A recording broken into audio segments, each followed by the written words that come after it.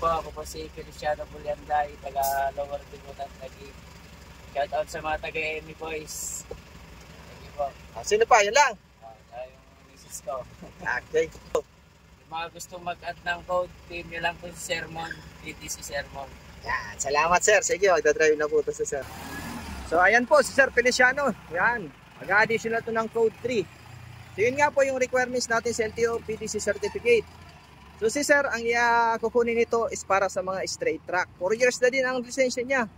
So qualified na po siya.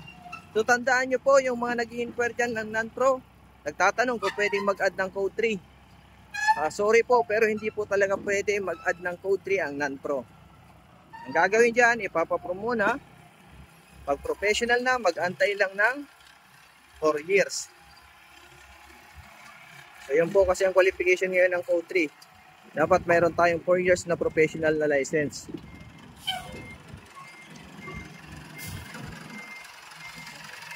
So yung may mga bagong code po dyan, i-double check nyo po yung lisensya nyo. Yung bagong may license sa likod po, double check po. Kasi hanggang 3.5 na lang po yung code 2 natin. Hindi na dati, dito la dati 4.5. Yung mga gusto naman mag code 8, ayan. Yan, yung trailer na yan. Estudyante ko rin yan.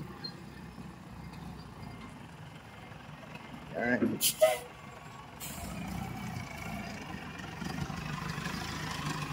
So double check nyo po lagi yung likod ng license. Doon nyo makikita kung ano yung pwede nyo imaneho.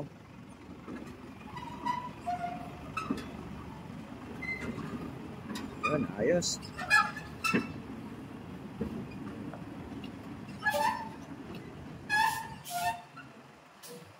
Ayun naman yung isa, yung katabi niya, yung pang-bus yan. Para sa code 3. Hiwalay na kasi ngayon yung dalawang code. Dati pag may code 3 ka, pwede mag-drive ng straight track sa kabas. Ngayon, hindi na.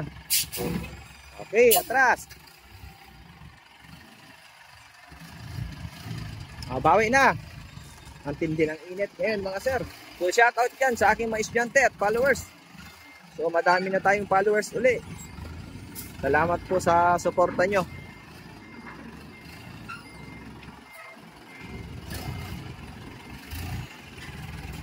Pa-share po ng ating mga video para madami po tayong matulungan na gustong mag-additional code. Up, break. Yan, okay, neutral. Okay, yan, tingin sir. Thank you po.